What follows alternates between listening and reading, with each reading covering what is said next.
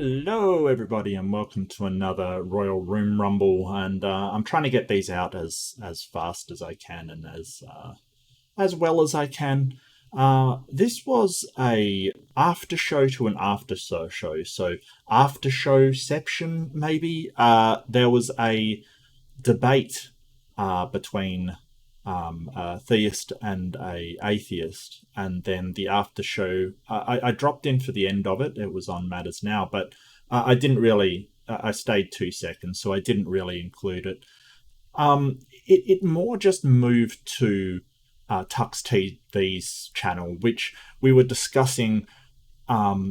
Did God lie in Genesis 1 and Genesis 2? So was God a liar about the apple? Was God a liar about what would happen to humanity?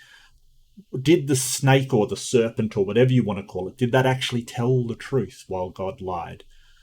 So it kind of moved, and the conversation moved fairly quickly through a whole load of different subjects. So this one was rather broad. I disagreed with Ozian at some points, who I do like Ozian. He's a good guy. And I disagreed with Issa at some points. And Issa I really enjoy talking to, even though we vastly are different. I really enjoy talking to Issa. I think his surname's Issa Kabeer. Really, really good guy. Muslim. I've debated him on Modern Day Debate before.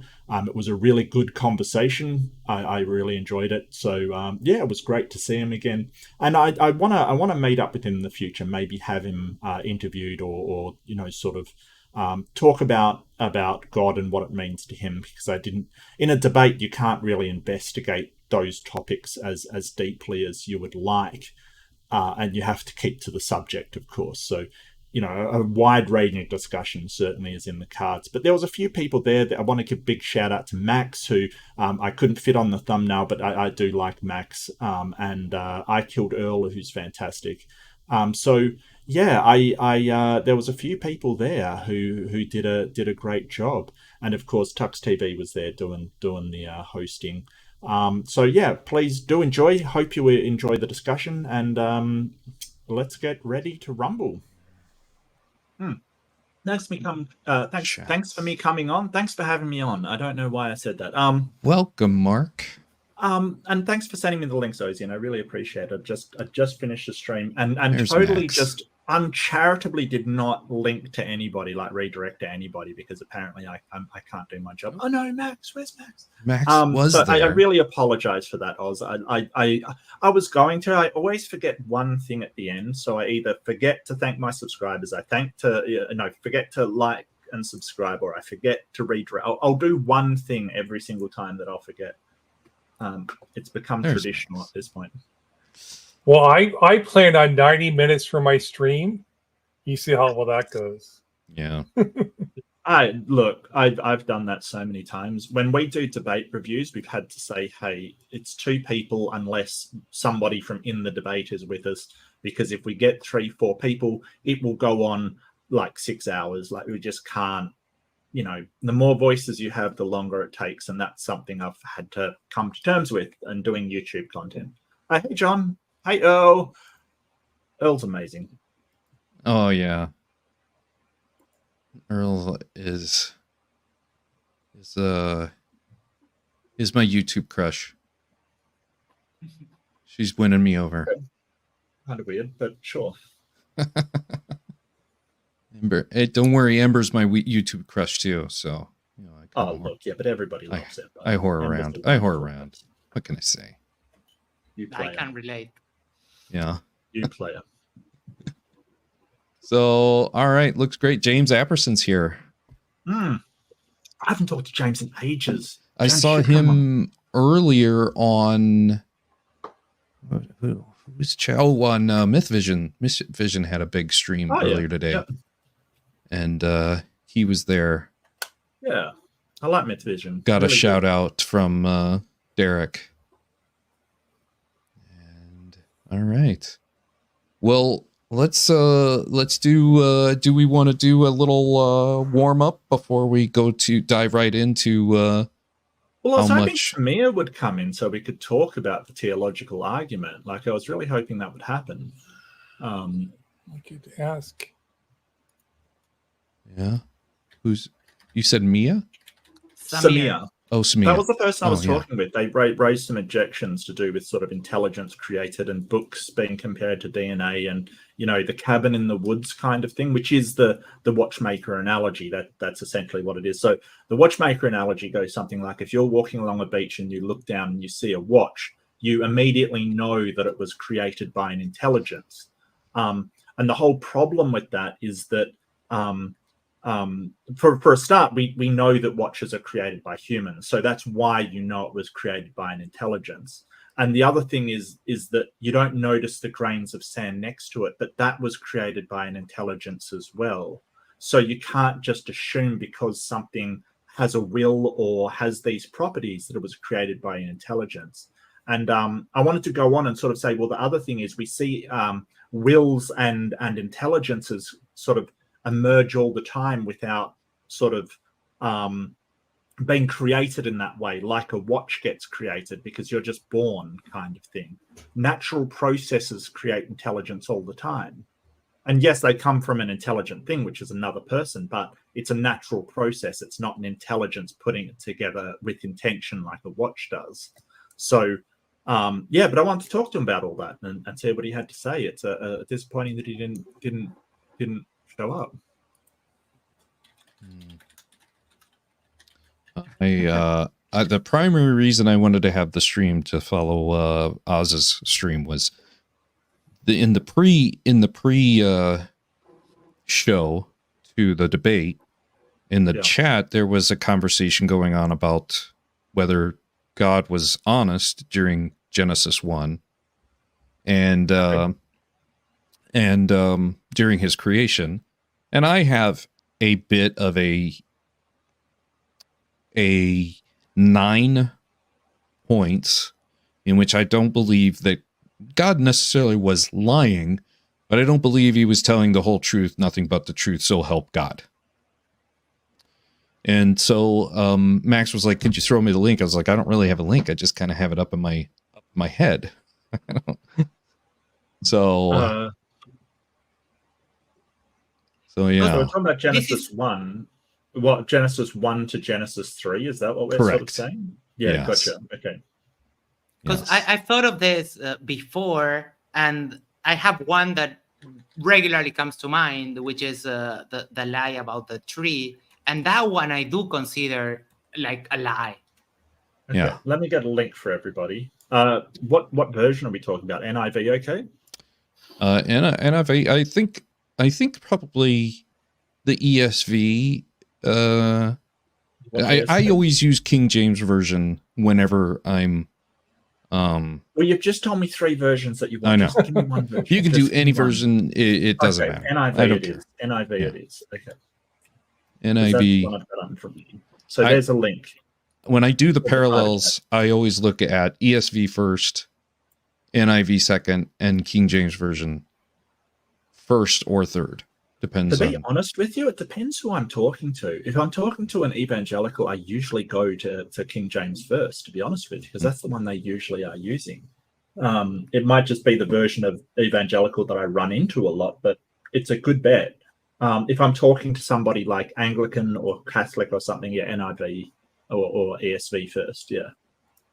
Totally. Yeah. And I think that the conversation started because I was responding to the tag argument, I believe, where people say, like, you can't have rationality unless God exists or something like that. So I think Max asked me what my rebuttal would be to such arguments. That's a presuppositional argument. That's a presup. Yeah. Mm-hmm. Well, it doesn't need a refutation. It's a presupposition. I understand. So he asked me what my response would be to like somebody like Darth Dawkins. I understand it's a presupposition. I just reject it because it's just a presupposition. So my argument I said, well, my argument would be something like, well, if God exists, then God would be in any test tube. And if God is in any test tube, I don't know if what I'm measuring is God or what's actually in the test tube. So you basically can't have knowledge if you can't differentiate between a deceitful God or an honest God for what's in the test tube. So you have to sort of presuppose that God is honest. So So if God was dishonest, you could never have knowledge. So the only possible world I can know that I could have knowledge is one in which a God doesn't exist. It could be interfering with every test tube. So that's sort of where I was going with the argument, sort of as a not a rebuttal, but sort of as a parallel argument to. Yeah. So the thing about presupposition, you've got to realize this, is that rationality and intelligibility flow from the nature of God. Okay, so that's what they say. They presuppose that God, that rationality and intelligibility flow from his nature. And because of his nature that they're presupposing it is like it is only truth already. Right? So they kind of it's built into that presupposition that God is an honest God, as you've described it, right? It's built into that presupposition. But thank you. I now understand how we got to was God honest in Genesis 1 to 3. Yeah. No, I get you. Yeah. So, but then they're always going to have apologetics for each one of these 9 claims you're going to have. I know they will. They'll have an explanation for why it's not really deceitful or whatnot. And well, the way that I handle, if you want to hear, I can tell you how I handle presuppositional apologetics in, rationality, logic. Morality has to come from a God kind of thing. And that is sort of basically you would presuppose that rationality and logic exist, or they are things that we use, but not presuppose where they come from. You would then reject the presupposition of their origin and sort of demand, because you're quite within your rights to do so, that they give an accounting for why they claim that their presuppositions. Now that turns bad very fast because they don't want to actually back up that claim. It's a presupposition, but you're free to reject it if they are presupposing it. Like any presupposition, the problem with rejecting my presuppositions that they actually exist is that my presuppositions, if you say, well, logic doesn't exist, it's like, well, then like you can't be using logic then. Yeah. Or rationality, well, then if you reject that it exists, then you can't use it. Like, and then continue the conversation without using rationality. It doesn't work. And they acknowledge that they think they exist. They presuppose that as well. Well, they would claim they're not presupposing that logic exists. They would say they presuppose that God exists, and God grounds logic without making that connection, because you need logic to even make that argument. Correct. You need logic to tie the two claims together. So you can't use logic to justify that God grounds logic. It creates a circular argument. But they'll say, well, some circular arguments are virtuous. So this one's true because it's virtuous. Yeah, but they've got to acknowledge that it does actually exist, regardless of where its foundation is. It doesn't matter where its foundation is. If they want to use it, they validate my presupposition, because I'm presupposing it exists. Just like the senses, I presuppose that my senses exist. If you want me to listen to you, then you're validating that presupposition in and of itself. You're saying, hey, I validate that because you want me to use that which I presuppose in order to engage with you. So you are already validating that presupposition. What I don't have to do is validate your presupposition of where those things come from. I don't have to validate that. And even if I don't validate that, we can still have a conversation because I presuppose we actually have them. So it's that fine line between going, well, I validate that they exist. I'm not going to validate where they come from. I'm not going to do that. And I think it's a more virtuous argument anyways, because it is circular. And so I would say it's more virtuous to make a more humble claim about things we can actually observe about reality, that logic comes from minds come from biology. We evolved into the state we are. So we evolved to have a language we developed called logic. So yes, it's circular, but I would say that's a more virtuous argument, that presupposing something exists that you can't demonstrate is actually a thing that ever existed. So I can just go from the Big Bang to... All knowledge goes back to one of 3 outcomes, and none of them are satisfactory. Right. That's the Munchausen trilemma. It either goes back to a circular argument, a dogmatic assertion, or an infinite regress. And the presup has just chosen the dogmatic assertion one. It is because it is. That's essentially what they've chosen as their foundation. They've got no more stable a foundation as anyone else. They will just say, hey, it's a special exception to the Munchausen trilemma, when it isn't. All it is dogmatic assertion. They're just saying it's not. And it's this weird position where they think that if they don't acknowledge that it could be wrong, then it must be right. And that's a really dodgy attitude to have, because not acknowledging that you can be wrong doesn't make you right. It just makes you think you're right. And, we know that isn't the case. Well, they would argue they have special and general revelation to know that God exists to ground all these claims. Anyway, it's a circular argument. I think most of it's actually is, yeah. Mm-hmm. But here's the thing. I don't claim an absolute knowledge like they do over all this stuff. Like, there's almost nothing I claim sort of absolute knowledge. The only thing I would probably claim that I absolutely know for sure is that something exists, whatever that may be. Just something exists. Just because I have thoughts, something must exist. That's as far as I would go. I wouldn't even go to the cognito ergo sum, or I think therefore I am, because I think that goes a step too further in assuming that I is an independent entity from the rest of the properties of the universe around you. I wouldn't even go that far. But what they don't understand is we don't need absolute certainty to make knowledge claims and to know things, essentially. We make these presuppositions about our senses. It's not unjustified at all. Our senses do suggest that what we are encountering around us is actually there and real. And sort of logic, we can sort of point to the effect and the outcomes that logic gives us as good evidence as to why it is a thing that we should be using. So it's not completely unjustified, but I wouldn't claim absolute knowledge about it. Really, what they're not understanding is that we have confidence levels on things, that we can say, hey, we can be really confident that I exist. We can really confident that Ozian exists because, I can see him. There's all of this evidence for it. They basically want to say either you have absolute 100% knowledge or you don't know it all. It's all up in the air. And I think that that's an equivocation. I think that you can have various levels of knowledge. You can say, hey, I know that my wife goes to Pilates on Wednesday, so it's Wednesday. I know that my wife is, it's not 100% certain. She could have gone out for a coffee instead. She could have, gone shopping. You don't know that for sure, but that's what that's the idea behind a knowledge claim. You have a reasonable amount of certainty, so you believe it, and it's justified, which it is. So if it turns out she's not at Pilates, then I didn't have the knowledge. I was unknowledgeable about that.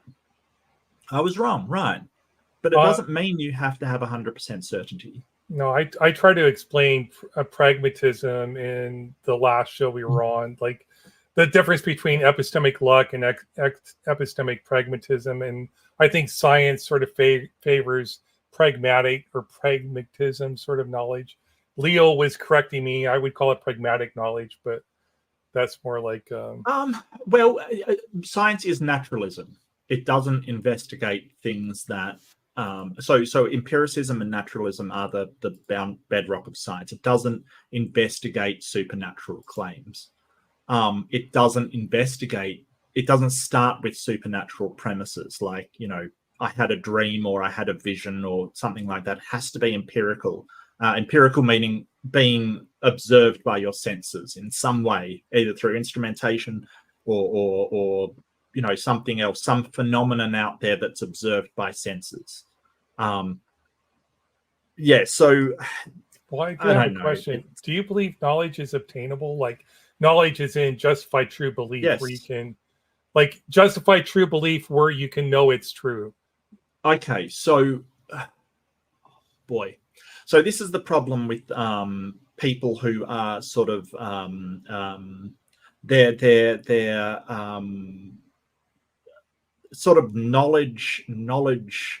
I'm trying to think of the word, a nihilist kind of thing. They think they're known. You can't ever know for sure, kind of thing. I think skepticism would be like. Yeah, so I think that when you make a knowledge claim and you say I have knowledge, you can never 100% know that statement is true. Well, is it possible? That's why I'm asking you. Do you think it's attainable to know with 100% certainty that anything is true? Yes. Okay, that's all I was curious. Because I think I know with 100% certainty that something exists. Right, that there is a reality. Now, I'm not going to make any statement on what it is, what it entails, what kind of anything at all, kind of thing. No statements about it at all, but something must exist. Yeah, and I get that through pure deduction. Right. Well, deduction. Yeah. Okay. That's presupposing logic. But I understand. Well, no, not really. It's just saying, well, if like there must be something because I have thoughts, I experience them directly, and the counterfactual is if there was nothing, then I would not have thoughts. Yeah, well, that's still presupposing logic, but that's fine. I'm not. I don't think so. What law of logic is it presupposing? Non-contradiction, or yeah. Well, I mean, the entire thing is because thoughts, identity. Then something. I'm not saying you're not justified. I believe that I have no doubt that I exist, that the external world exists, and that you exist. I don't have doubts. Like, I don't doubt that logic is useful, math is useful, things like that. Like, it seems weird to like doubt that it can't obtain knowledge based upon these very humble presuppositions. And yes, you're right. I can't justify those presuppositions. But I don't really see that as a how problem. we're using the word knowledge, kind of thing. In sort of so in an like I think you have to separate knowledge into like an epistemic sense, like what your belief and knowledge is, kind of thing. So how you know what you claim to know and that kind of knowledge. And sort of a more absolute knowledge, like an ontological understanding of things, which no one can ever access. No one's got access to that. If that's the way you're using knowledge, as in a ontological certainty, ontology, just for people that haven't encountered before, ontology being the actual state of affairs, the actual metaphysical reality that we're in, nobody has access to that. We've got to filter it through certain things like our senses and our observations and things like that. So I don't think we can ever get to that ontological thing, but that doesn't mean we don't have knowledge. That you have because knowledge is justified true belief. So you have a belief that's justified if it is in fact in accordance with the ontological reality that is out there. Then yes, you have knowledge, and you have knowledge. If it's not, then you don't have knowledge. Only if it's justified deductively, because you could have your deduction could be wrong. No, we only know it through luck, and so justified true belief through luck is not actually knowledge. Correct. Yeah. But not deductively. You can use induction as well. That can be a I would say justification as well. I would say that's pragmatic knowledge, pragmatism, to use induction. I wouldn't call it pragmatic knowledge. Induction is just sort of, induction is one of those things where you just see the pattern of occurrences and then induce that the pattern will continue the same. There's not really a problem with that. I think that is a justification. Like if every time the light turns red, the cars stop, and you say, well, I know next time it turns red, the cars will stop. That is knowledge. But you may be wrong on that. Someone might run a red light. Well, normally we wouldn't call it justified true belief in the philosophical sense that it's knowledge. In that sense, we would say, I think it's JTP plus which is under, if you look under the Stanford Encyclopedia of Philosophy, under theory of knowledge, they have a section on justified true belief, and then a section on justified true belief plus with Gettier problems, if you're familiar with those. They challenge, sort of challenging your justification. Like, so there's a concept of luck and pragmatism. So if you know it by, like, if you just have to get to the truth through luck, then it's not knowledge because it's not justified. If you accept it as true pragmatically because you have an inductive or abductive argument to justify your claim, then I would say that would be pragmatic knowledge. It'd be JTP plus this other thing to give you justification. So it's like people say, like, okay, this claim in the Quran happens to be true, so that gives me justification to believe all the claims in the Quran based upon epistemic luck. And I don't think epistemic luck is ever a pathway to like a good theory of knowledge, right? I think pragmatism offers much more. I don't think that. But I think that if you have an inductive system and you happen to be right about that system, like, so if you, like my traffic light, if you have an inductive system that says, hey, next time the lights turn red, they'll all stop. I don't think that's luck in getting you to that knowledge claim being true. I think that is a fully justified and fleshed out reasoning that has got you there. So you're sort of saying, hey, it's luck, in where I say, hey, I think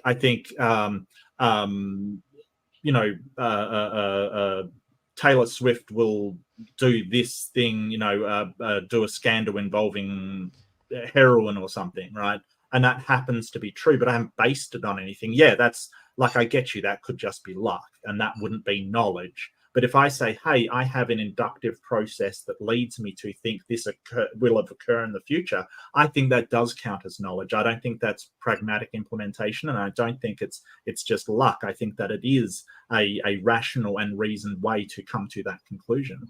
Yeah, I think like an analogy would be like all people with red hair. If people have red hair, they're going to die before they're 50. And that's true.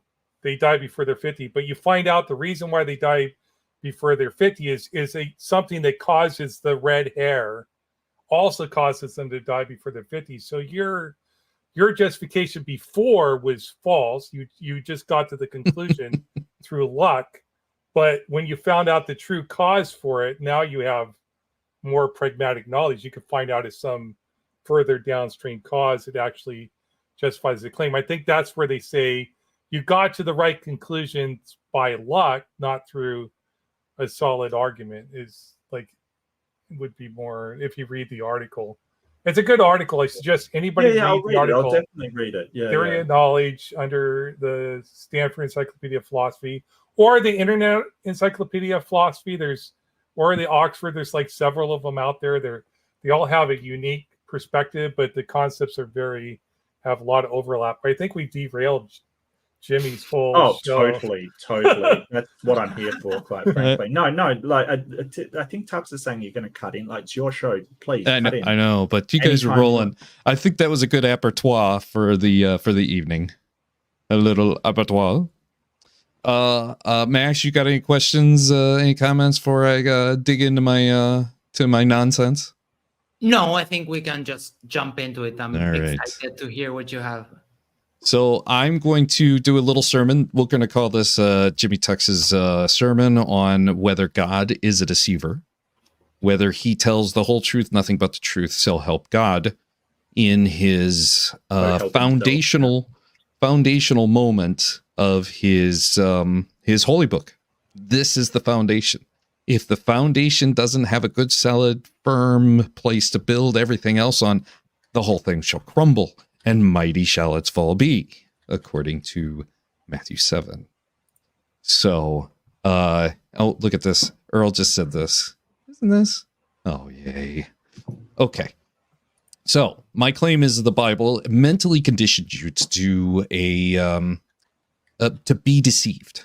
Right there at the very beginning. Otherwise, we probably wouldn't have a deceiver type of scenario story right at the beginning of a book. We would probably have a good, loving God who teaches us a bunch of things, and this is the way that it instructs you to do God's business, essentially. But instead, we have a story and a claim in which everything is built by God, by the Creator. Now, I want everyone to be aware that this is the Christian belief system. This is not the Jewish belief system. Even though we're going through Genesis 1 through 3, this is the Christian foundation. And I want to do that by displaying this right here. This is Revelations 12:9. This is the New Testament that basically bridges the gap between, and there's a couple other ones, but this is the primary one that bridges the gap between Jesus, Christianity, and the creation story. This is Revelations 12:9. And the great dragon was cast out, that old serpent called the devil and Satan, which deceiveth the whole world.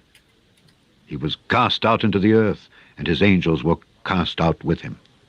Okay, Alexander Scorby just told us about, basically, that Satan the devil is the old serpent. So you have to take that reference to use as Genesis 3:1 is the basically the page 3 of this story. And if the deceiver shows up on page 3 of this story, let's imagine that this is a perfect paradise. We're told that Adam and Eve had everything. It's brand new creation. So how can we have deception in their controlled environment? The focus of this is going to be that the mental conditioning for deception to be right there in this story, where it is, that the deceiver of the old serpent, and the God, the deceiver, I'm going to put the blame, instead of on Eve, like most Christians do,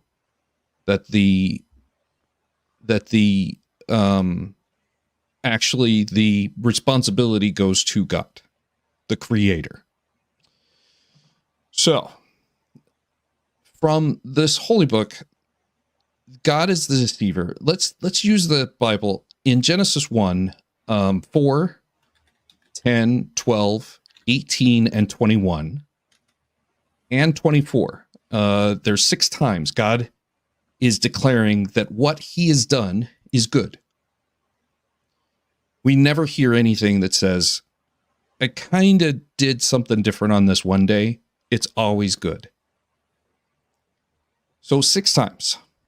And not everything's good if, according to Revelations 12:9, that old serpent called the devil, Satan, which deceiveth the whole world, is existing in this controlled environment, God's controlled environment. That means at least one of those goods isn't true. At least one of those goods. So that's the first, not telling the whole truth and nothing but the truth. The second is God follows conclusion in Genesis 1:31. Everything created is very good indeed.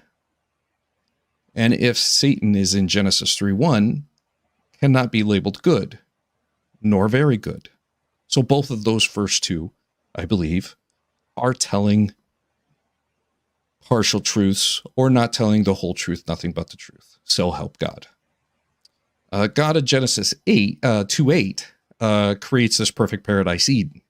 Satan's presence in this God-made pleasant place would no longer be no longer be a pleasant place, but be an unpleasant place. So you can't have it both ways. You can't say that the bad guy who's going to be at the end of the story is going to be in this perfect paradise and it be a perfect paradise. So that's number 3. Number 4, not telling the truth. In Genesis 1-4, Satan has a question for Eve, and in the answer, it's compared to the pulpit claims that this is where Satan lies. The problem is, God doesn't tell Eve the rules of Eden. She doesn't exist until Genesis 2:16. So if God tells Adam the rules, tells Adam the rules in 2:16, and Eve's not created until later on in Genesis 2, God hasn't told Eve the rules. Now, I'm not saying she didn't know the rules. I'm just saying that the clarity and the gravitas that comes from the Creator, comes from the God, is absent. And every single apologist and preacher ignores this and makes the assumption it's not in the Bible.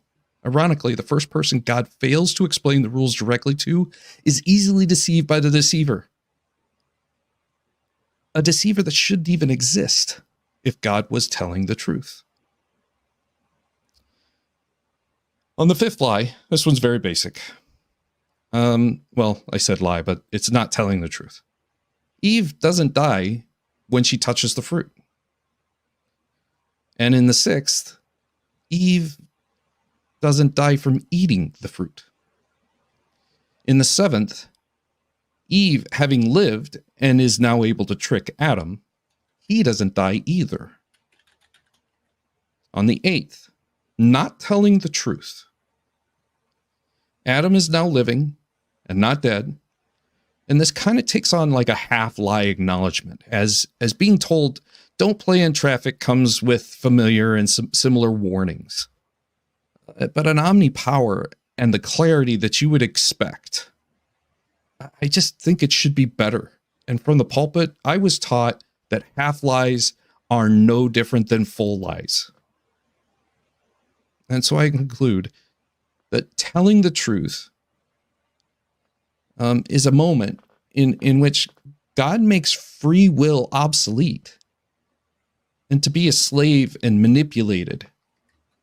I have made the case that a deceiver tells the truth more than God kind of makes the ninth lie.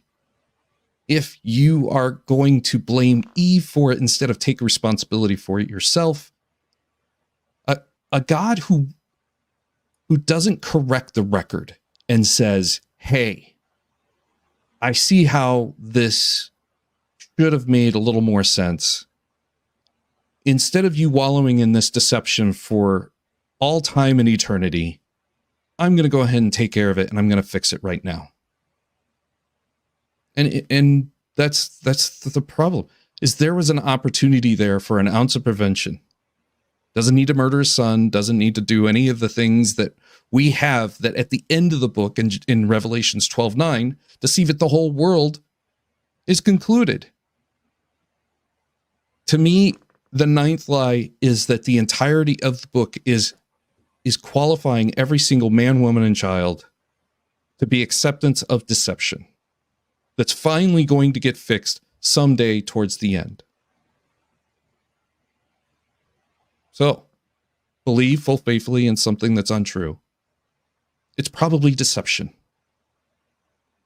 just like the Creator intended it. Give me an amen. Amen. Ramen. Ramen.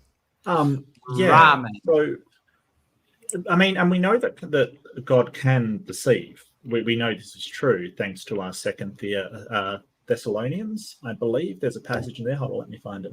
I had it a second ago. Second Thessalonians 2, 8-9,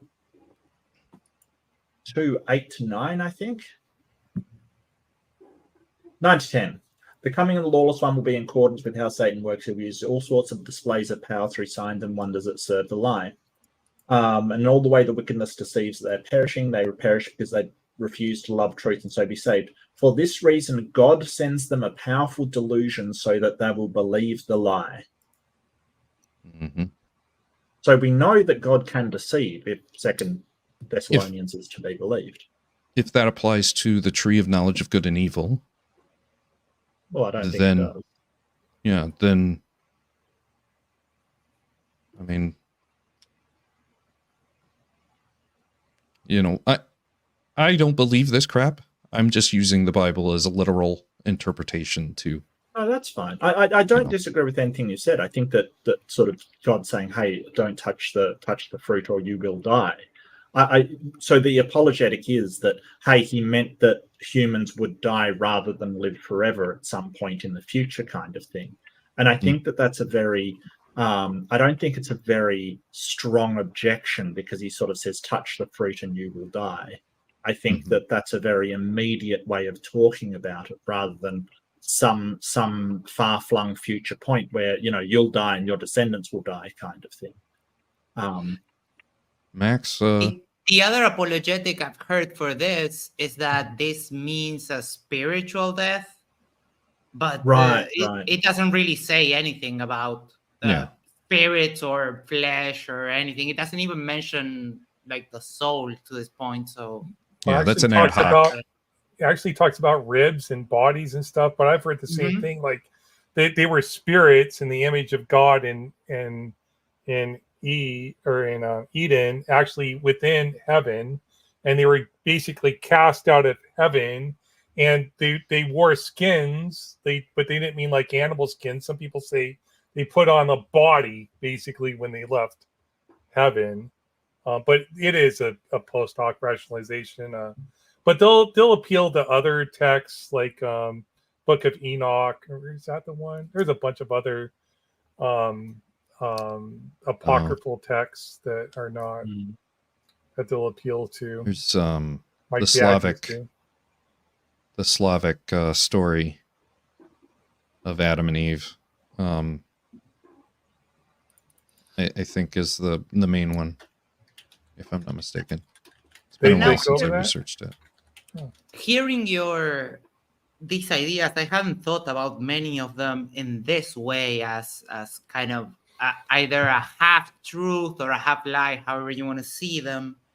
I hadn't thought about many of this before, but it kind of makes you think that, or at least it makes me think. And when I go down these paths, I always end up in the same place. Like, okay, this doesn't seem like a book written by God. This seems like a book written by people who were coming upon knowing some new stuff, but they were lacking of knowledge in some other areas. Yeah. Like not making contradictions or not realizing that, okay, this statement might be interpreted as God kind of lying in the future. Well, look at the general. Go ahead. You look at the general story arc. This is creation. This is how humans were created. This is how we pissed off God. This is how we redeemed ourselves. Here's all the rules and laws we must follow, and why we control women, and why we actually have destiny. What do we manifest destiny to rule all the lands, like all the lands they knew of. You look at biblical cosmology of the time, it even makes more sense. They thought like that was all there was. So it's like, and you can, yeah. Sorry, I just, to go back to Genesis, I completely agree, and it's also, it seems to me to be mythology as to, it even goes into why do snakes bite humans. I mean, we know that is because, snakes defend themselves, kind of thing. They're scared of us and want to defend themselves. They're young, et cetera, et cetera. But this sort of tells you it's because the serpent did this. So, God cursed the snakes to strike at people's heels and curse the people to stamp on the snakes, kind of thing. Well, we know that's not a curse. That's just, snakes being snakes. I thought I'll send Issa the link. Yeah, I'll post. I'll put a link in here. Oh, you're PMing him on Discord. Okay. Anybody else want to come in? Just let me know. But yeah, it is like a creation story, the mythology, like where they came from. And you see this all throughout, like all cultures have created these myths and moral lessons to try to live your life by. I like the Greeks. I think it was less like prescriptive and more like these are the flaws humans have and how they deal with each other and their interactions. And these are the lessons we can learn. And now, not all the lessons are good lessons. I don't necessarily agree, but I think those are more like how we tell our children how you should behave to other people. Like, don't do what Zeus did over here. Don't do what this god did over here. Like, you see what happened when they did Aries. That. Huh? Yeah. Don't be like Aries. Mm-hmm. Yeah. See, in all reality, what I presuppose now is that this was designed by somebody, or sometimes somebody like a government in Babylonian is my best guess, but Babylonians had enslaved the Hebrew people and wanted them to be happy and productive slaves, and designed a slave system that had something similar to this. And then when they left their captivity, they're like, hey, remember when we had that motivator, being that we all were kind of, you know what, let's adapt that now that we're independent, an independent version of that. And to me, the metaphor is lying within the tree of life, that anybody who falls for this book is actually falling under the influence of the knowledge of good and evil, and that deception is indeed the purpose of this type of enslavement, this newfound type of enslavement. That is my presupposition. That's what I do believe. It's a bit more on the conspiracy side than I will advocate for. It's a very interesting thought, but it suggests malice, and I don't think there was malice behind this. I think it was just early humans doing as best they could.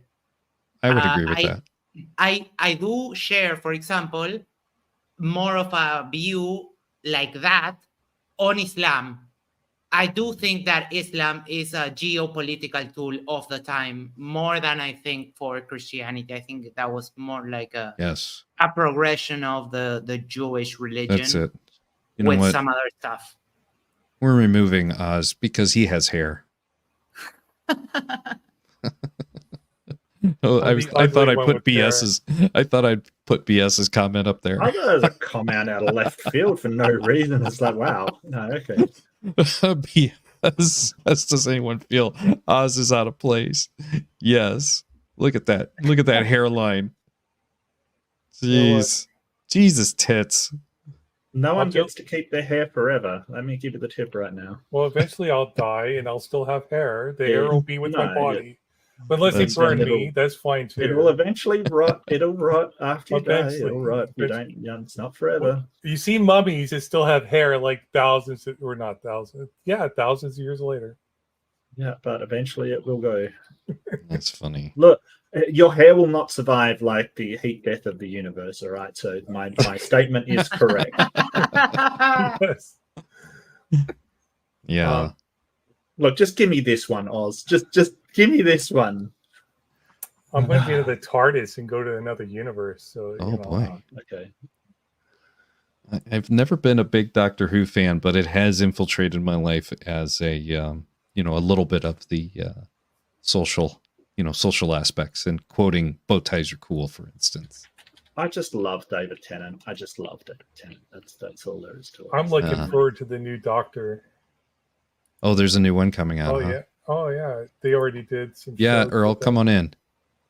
You're probably going to hate me more than you already do, but I've never seen Doctor Who ever. Oh, that's all right. It's very English. It's very English oriented. I watched something around 1982, maybe. Look, at the public library. If you see one Doctor Who episode, see the Angels one, the Weeping Angels. I know about those. Really good episode. So David Tennant's pretty awesome. So what can we say? I think the new Doctor's going to be pretty good. Don't blink. Chat, help me out. Don't blink. Yeah, I think that's the episode. There's two of them. I think you got. Yeah, the first one. Right. I mean the first one. Like when. And Matt Smith is awesome. David Tennant and Matt Smith are awesome. So. I'm not. Matt Smith. He's fine. Like, don't get me wrong. Nothing against him. I just prefer David Tennant. I think David Tennant's amazing. He's still alive. Sorry. But he's still alive. He's still the Doctor. Who? David Tennant's still the Doctor. What do you mean? You got to watch the Christmas episodes. Oh. David Tennant came back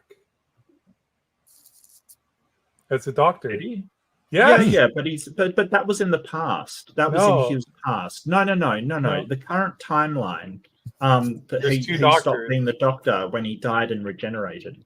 No, he came back. Oh, when really? What's Her Face died, she became David Tennant.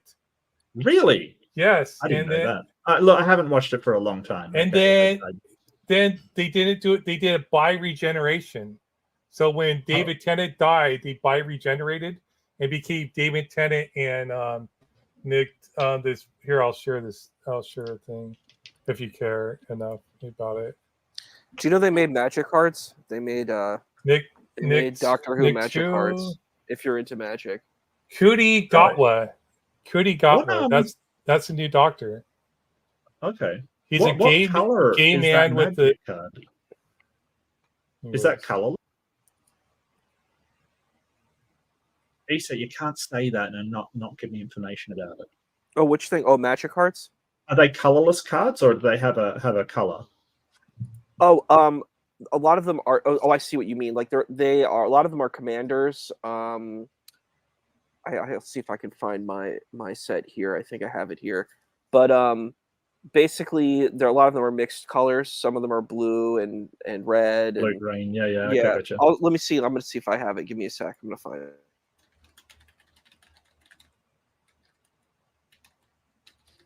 Hello, Earl. I like your new tie-dye. Thank you. Ta-da! Yeah, nice.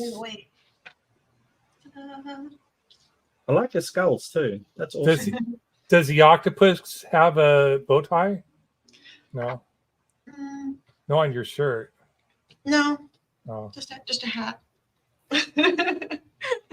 Top hatters. Yeah, he's saying indubitably. Indubitably. Oh, that's the best Doctor, though. I was part of the VFA 14 Top Hatters, oldest and boldest. It's a FA-18 squadron. You might have transitioned by now. I'm old. What happened? I don't have a problem with anybody being a Doctor. I think variation is one of the things that really mixes it up. I think a good Doctor is just a good Doctor. It doesn't matter what your attributes are. I like the fun ones that are like more flamboyant and outspoken. Like I don't know. We'll see. They've only had 3 episodes. Yeah. I like the ones that are flamboyant but get very kind of that can portray the amount of rage and sort of emotional depth that the character has. Like because they basically genocided an entire species. And lived through like the most horrible wars and stuff. I like the ones that can tap into the level of torment that would have to put you through kind of thing. I really do like that. Like the last Doctor totally destroyed it for me when she found this giant spider that some radioactive thing made him grow too big. And the spider was so big that it couldn't breathe and it was suffocating and dying in tremendous pain. And she didn't want it to be killed or like put out of its misery, like because she was against killing things. I'm like, sometimes like your ideals can get away with what's right. Like find a way to either cure it, put out of its suffering, or end its life. And she just chose to let it just die in agony and misery. And I was like, what's wrong with this? This is not the Doctor. Yeah, that's icky. No, that's fair. That's a fair comment.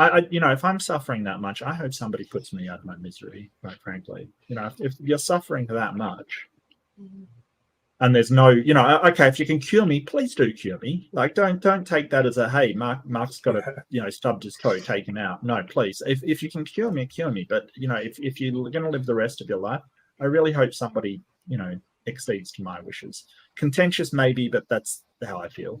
And it was only for moments longer. It wasn't like minutes longer.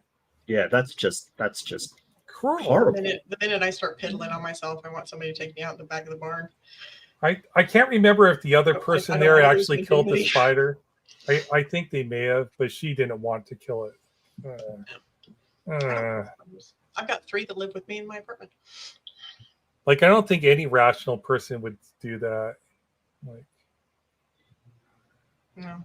Maybe. Well, maybe a vegan. I don't know. I did say rational though. Sorry. That's ableist. Pretty much. I guess. That's it. Cancel Ozian. That's it. Cancel Oz. Again, I think. Again. Yeah, again. Yeah. Well, we got some more hair. We got some hair. Yes. Earl and Issa's got plenty of hair, it looks like. Yeah. Oh, I got plenty of hair. Yeah. You got plenty of hair. I got some. I donate. I grow my hair out to donate it. I'll do the T-jump style, right? Oh yeah, there you go. Did I do that right? Over your eyes. Right. How do I do this? I don't know. I feel like T-Jump just doesn't listen to the moderator, and that's his style and stuff. So if I was the moderator, I'd be a lot more like. I don't think I could moderate that because I'd be like, no, you're gonna listen. Ryan. You're definitely. I do not put up with that kind of nonsense. I don't do well with threats. So if you went like, hey, if you mute me again, I will leave. I will just mute you to see if you leave like right then. It's like I don't deal well with threats like that. Maybe it's South American in me. Maybe it's like the Latin passion, but it's like, yeah, don't threaten me because I will. No, I do it just for spite. I mean. I probably wouldn't just for spite or to find out, but I certainly wouldn't take it on board. I would have to say, hey, I've got to do my job regardless of what you do what you want to do. I have to do what I have to do. Right. Under the Sorry if that offends find you. Out doctrine. Okay. Well, that's okay. I don't have a problem with that. It's just I feel like, and don't get me wrong, I like T-Jump. I've debated with him before. I do like the guy. I just feel like if you're in a debate, you should give a lot of respect to the moderator. It's a hard job to do. It's a very hard job if you've ever moderated, especially if you've moderated a dumpster fire. It is just ridiculously hard. So I think giving a little bit of respect is probably a good idea. He can disagree with me on that. That's fine. No, everyone's entitled to their opinion. I mean, I was saying like if I was Ryan, I just would have been like. I think the debate was going well. I was like, I understand you wanted to move the topic along, so you got to follow the moderation. That's what we agreed to when you did the debate. But like the back and forth, I don't think was too disruptive, and it looked like Luke honestly wasn't hearing what T-Jump was trying to say sometimes too, and so T-Jump was trying to correct it before he went on this totally different tangent. Like I understand that, and I think he wasn't getting what T-Jump was saying, but like you can't just sort of cut him off, kind of thing, and not hear the guy out.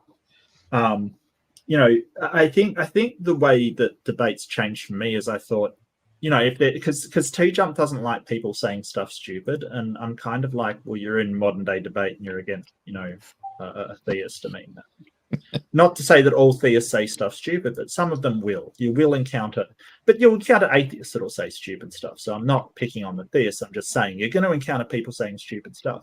Think of it like an opportunity to sort of make a really good point in the debate. Like it's good for you. So I don't know why he doesn't allow it. Like, give them enough rope, they'll hang themselves. Yeah. If they're saying stuff that's stupid, then it's good for you. I don't understand why it's bad. I have a question. I think I heard, if you mute me, I won't be coming back. And I was left thinking, won't he be coming back to the debate or in general to MDD as a platform? I want to ask MDD. I think he said to MDD. Yeah, MDD. Yeah, I would imagine so. He said that before, though. Yeah. Good to see that I wasn't just me. He's a lot of bluster. He wants his own show. He's more respectful, I think, on his own show too. But he's getting super. I think he is, yeah. But he restreams like the content anyways. Yeah, well, I think he's a lot calmer when he's in charge, and not to say that he like abuses power or anything like that, but I think he is calmer. Like, I think he just, you know, deals a lot better with nonsense when he can sort of be in charge. But you know, there's a lot of people that won't go on a debate if you're the one in the debate and also the moderator kind of thing. A lot of people go, well, I don't want to do that, and I can understand why. It's kind of, yeah, you want somebody neutral there. But if you agree to go on a neutral platform to debate, it's like going into a ball game and going, well, I agree to participate in this ball game, but I'm not going to listen to the ref. You can't do that. The ref might make terrible decisions, and you've just got to say, hey, I disagree with your decision, but I'm going to abide by it because that's the game kind of thing. That's what I've agreed to do.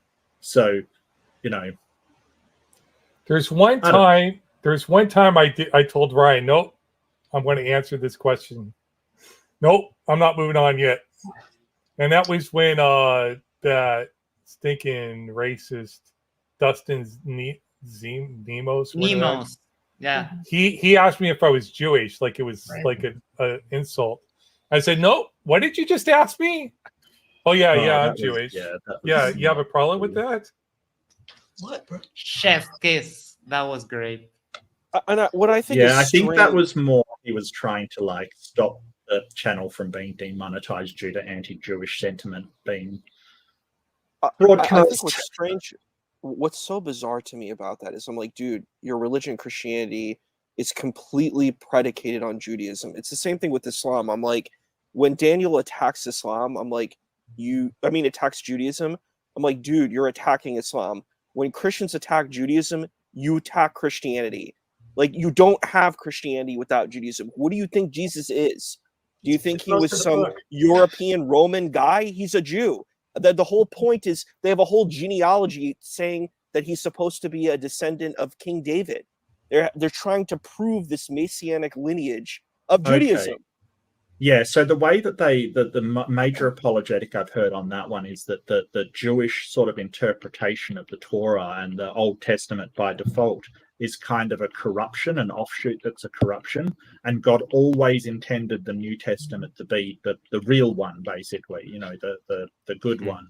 So I don't know. I agree with you, Issa. But the whole premise of the New Testament is that it's Jewish. Like, this is why I was mentioning this with Matt Dillahunty. I'm like, bro, who wrote the New Testament? It's Jewish people. It's a Jewish book about Jewish people. I mean, yes, it says non-Jews are now can be a part of the community, but all the things, why are you quoting Isaiah? Why are you quoting Jeremiah? Why are you quoting all of these Jewish prophets? Because you're making a point.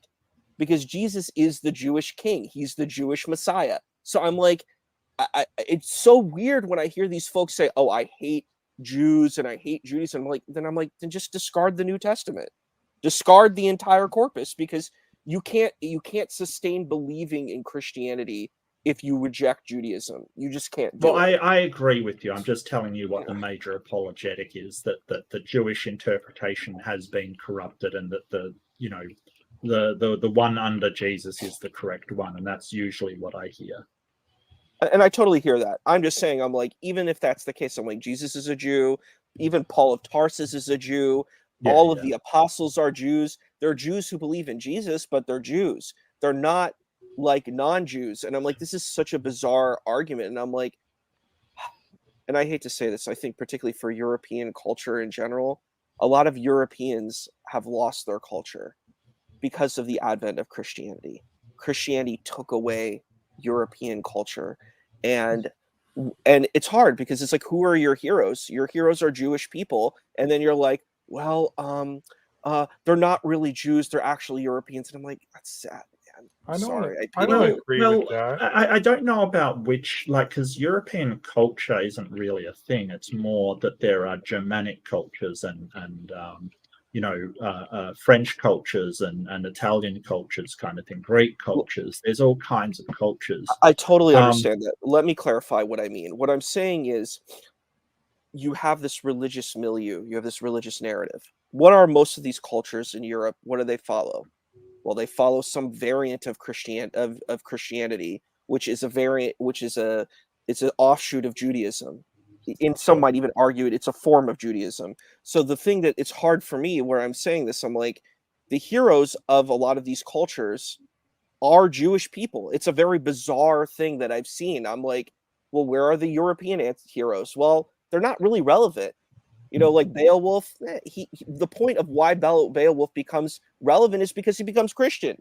All of these, if you go, like, I went to Ireland and I was like, oh my gosh, I was reading the Irish literature and I'm like, wow, they because they started to believe in Jesus, they became to have relevance. Like all of these protagonists and characters, or it's just folklore. You know what I mean? It's very bizarre. It was a very bizarre thing that I noticed when going into the deep dive of looking into this. Yeah, that's fair. Yeah, I would say like the major influence for a long time was the Roman Empire, right? Mostly controlling. If you look at the history of like just written languages, there was only one major written languages in that region for hundreds of years. It was Latin. And then all of a sudden the Roman Empire collapsed, became, I would say, a theocracy, even though Catholics hate it when I say that, whatever. And then all these other written languages blossomed. All these other diverse cultures blossomed. Yes, I would grant that they also adopted Christianity when it became the mandated religion of the Roman Empire. And like, what was it, 430? Well, it wasn't Constantinople. He made it the state religion, but it was a guy like 100 years later that said no other. He outlawed all other religions. So Constantine made it the state. Yeah, but he religion. was the start of it. Yeah, but he was the start of it. I think he had plans to outlaw it from the very start, to be honest with you. Well, outlaw he did other it. religions. Yeah, he did it. Well, he didn't, but I think that's what he was trying to head towards. Well, so you got the influence. Sorry, I'll let Tux talk. Well, I also think it's quite a coincidence that Pontius Pilate didn't bring it before Rome. I just crucified this guy, and he's back 3 days later. My soldiers just told me so. Yeah, it could be wrong. I could be wrong, but there's like a disconnect of about 300-ish years. It's actually really bizarre historically. It's bizarre historically speaking, because we know about the Roman Empire, and the whole story of Pontius Pilate I find very dubious. The story is that it says that they take the Yom Kippur, or the Day of Atonement story, where you have the Jesus of Barabbas and Jesus Christ functions as the Lamb of God, and Jesus Barabbas functions as the goat. So in the story of Yom Kippur, basically the sin gets put on the goat and the goat runs away, and then the lamb is sacrificed. So this is fitting the metaphor and the allegory of the narrative and the story, right? Mm-hmm. But the issue is Romans did not listen to the people they conquered. We have no evidence of that. So there's this claim that Pontius Pilate, who was pretty much a wicked, horrible person, according to what we know in history, he was a very barbaric person, is saying that you can free one of these people. I'm like, when have the Romans ever done that? We know at Masada, if you go to Israel and you go to the Masada, they said, we're going to destroy this Israel rebellion. We're going to destroy these Jews. The 1,000 people, they built the bridge over, and they said, we're going to, if they don't surrender, we're going to kill them. And they did a mass suicide. So I'm like, the Romans were not these kind, genteel folks that said, oh, we're going to liberate people. So it's a very bizarre thing to see in the story, because we know that this narrative never existed, historically speaking. It's a spiritual story, but not historical. Yeah, but also the Bible was written in the times where the Romans were very much in charge. And if they had sort of not displayed the Romans as pretty benevolent, would it even have been allowed in sort of Roman colonies and civilization kind of thing? I would say not. I think that it's written like that because it had to be. Like, you have to write it like that, or else the Romans are going to get very upset about it. Yeah, you're not going to live very long to tell the tale. That's totally fair. I just think it's bizarre where people are like, this is history. Like, Tux was talking about this before. They're like, oh, the history is here. And I'm like, history of what? Like, I mean, it's dubious at best if we're going to try to look at it like at literal history. Like, it just doesn't work that way, because, like, first and foremost, the New Testament gives us this point of trying to showcase genealogies to us. Well, what's Paul's genealogy? Where does he come from outside of the New Testament? We don't know. I think I was considering writing a PhD. Did Paul of Tarsus actually exist? We have absolutely no idea if he did. We don't know if he's a complete construction or not, because he claims a lot of things. He claims he's a student of a great rabbi named Gamaliel. Did he? We have no idea. We have no idea if that claim is true. No idea about most of the claims that are attached to him. He's a citizen of Rome. And we know the Romans don't he did not write some of the epistles that have been attributed to him. We know that. We don't know. It's like, that's the correct point. We have no idea about this dude. It's very dubious at best. And it's so funny because people are like, well, is Jesus a myth? I said, is Paul a myth? I think that's a very good question to ask, because the only source we have on him is the New Testament. And yes, there's like maybe some Jewish source that's like 1,000 years later, but I'm like, or, you know, a great time year later, but it's, in my understanding, it's like a reflection of engaging because people are mentioning that this guy Paul existed. We have absolutely no idea, though. Yeah. We don't. What's his bloodline? What's his genealogy? That's a big thing for Jews, Arabs, Semites. We care about that. I don't think it's been a successful argument, but there is a element of, I've seen evidence, or I've seen the argument made that some of Paul's letters were actually written somewhere around 70 BCE, rather than in the 50s and 60s of 80. Before Jesus? Before Jesus. 7 that are... That because even though these letters are written in a way where we read them where it was like one long letter, these are actually letters that have gone back and forth. And there is believed that some of these letters could have been written long before Jesus. Yes. It's evidence. I wouldn't say it's great evidence. It's no better evidence than my enslavement turned religion, you know, conspiracy theory, as Max put it. I'm sorry, I didn't mean to offend. It was just what it was not. It was not an offense. It was not an offense. It is an out there. It is out there. I just think that there is, whether or not it's malevolent, there is an attribute that propaganda is going on full force in Genesis 1 through 11, in my opinion, and that ties into why I believe that you no longer get to live if you follow this thought process. But you gain all this old-time philosophy that there wasn't an education institution to teach it to you in that time comparative to now.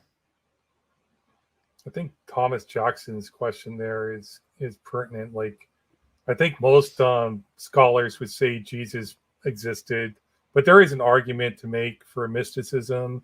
It's based on Bayesian logic, but I don't even think Carrier is that convinced it's a good argument. I would probably say that's true. I think. Oh, somebody else is here. Oh no. And I see what happened. And there's this guy that was going around that was trying to show that Flavius actually created the stories and stuff like that. And yeah, I think the Luke argument that Luke used some of Josephus is, I think that's a fairly decent argument. And there was another thing that I think it was in Matthew that he may have used a small amount as well. There's something else I want to say. I forget what we were talking about before. It's gone. I wanted to show this. I wanted to show this clip right here, and this comment right here. Jesus basically came and said the Pentateuch is done and over with. So I have queued up. That's one interpretation of it. Yes, that is one interpretation of it, but I want to refer to Sam Harris here. Still anchored to a belief in revelation. They're still fixated on the texts, but they have ignored much of what seems untenable in the texts, and they don't have an argument about why that's okay. Because if God wrote any of these books, and nowhere in the book does God say, well, you could ignore the first half because now I'm getting to the good part, It's all God's words. It's actually a less principled position than fundamentalism. There you go. Tell me more. Thank you for that comment.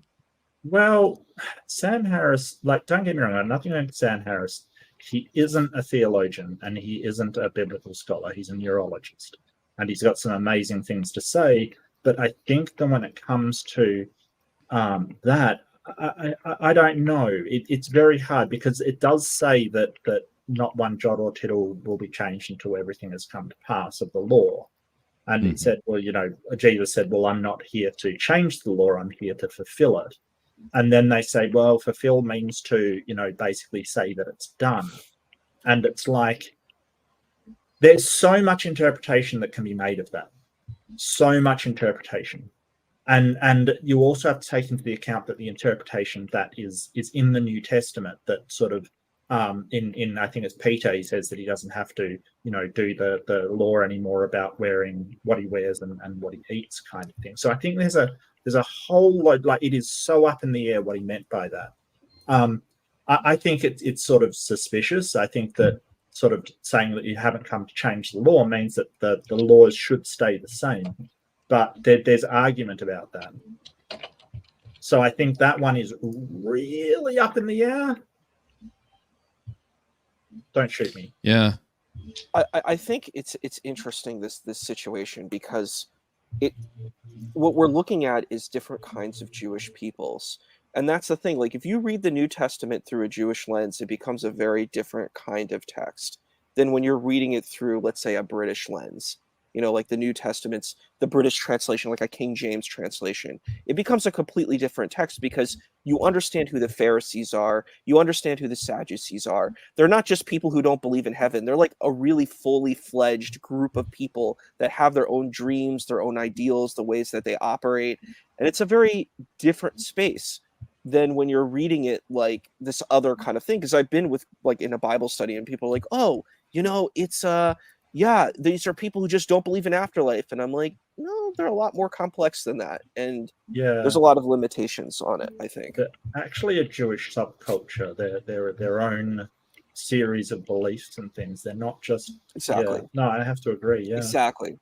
And that's the point. I'm like, and that's the thing. I'm very big into multiculturalism and culture and diversity, equity, and inclusion.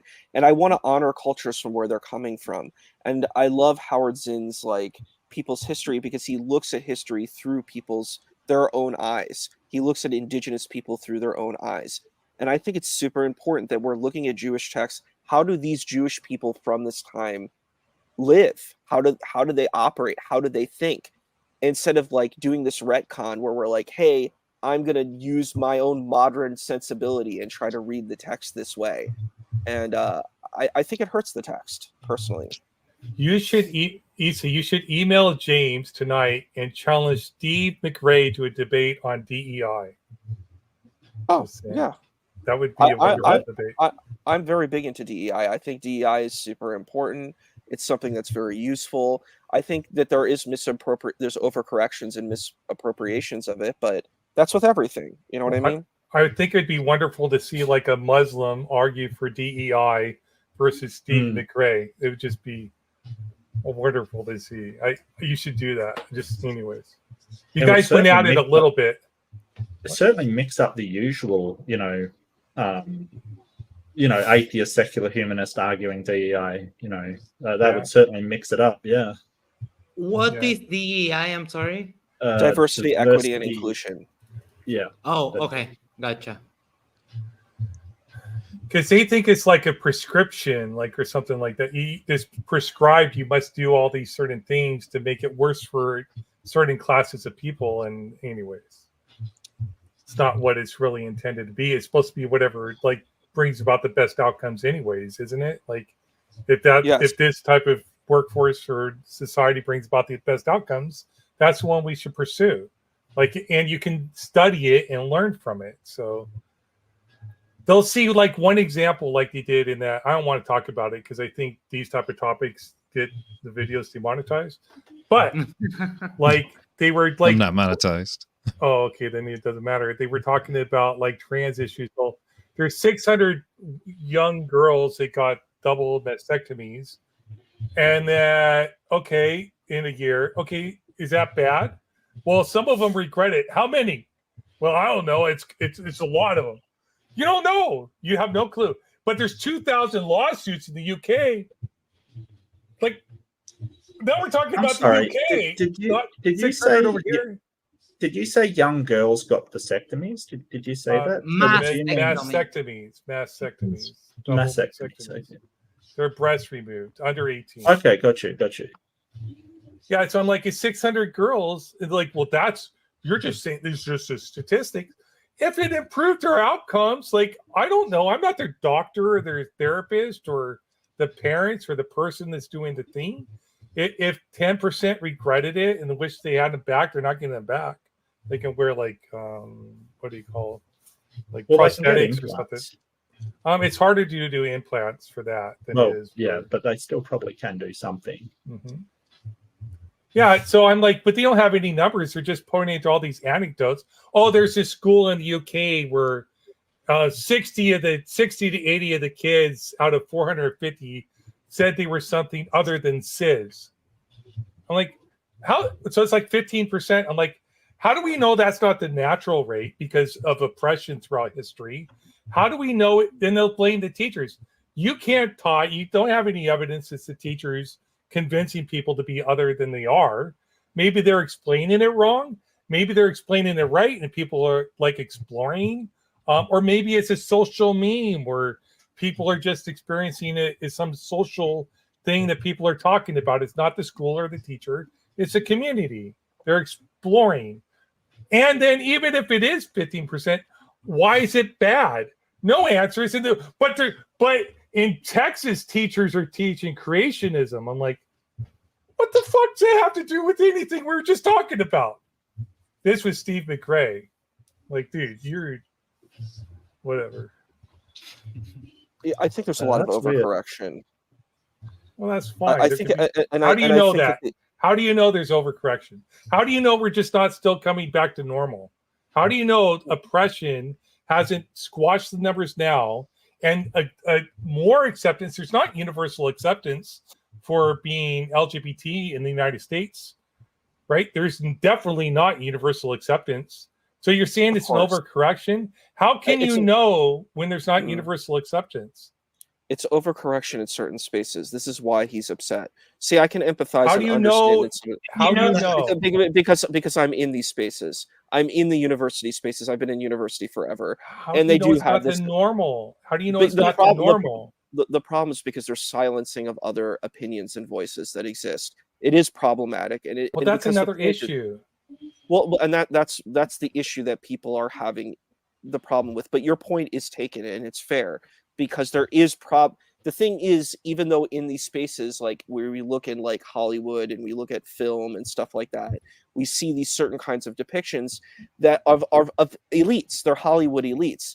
They're not really talking about the common person. And you're correct. The struggle of the common person is real. It is there. Trans issues are real. You know, like with the J.K. Rowling situation, it's sad because people are getting angry at her, and I'm like, that's not the problem of what the issue is. It's not her that's the issue. The issue is that there's a lot of intolerant people that abuse people, and you need to engage that, not like a famous writer of fiction, you know? I have to disagree. Her voice is a prominent one, and she is denying their identity. Like whether or not, like whatever her motivations for that is, it still affects people very greatly. Like it still does affect them a lot. So I do have to disagree with that. She's a public figure. She's got a lot of people that pay attention to her. If she comes out and says, hey, you are not what you claim to be, that is a very, very dismissing thing because of the scope and reach of her voice. So I totally disagree. It is a problem.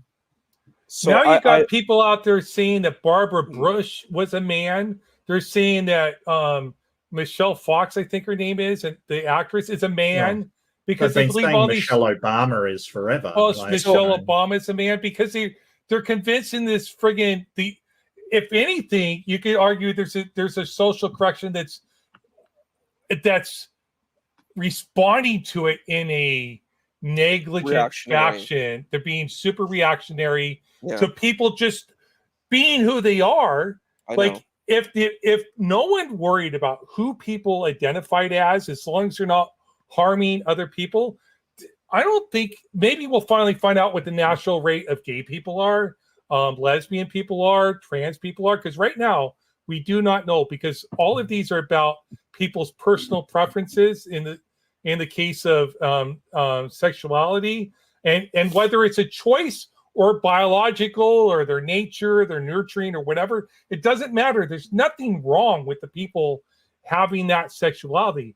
Whether trans is a choice, which I deny, or biological and psychological, which I tend to believe it's so, it doesn't take away from the fact, even if it's either or, who cares if somebody decides they want to express themselves as a woman?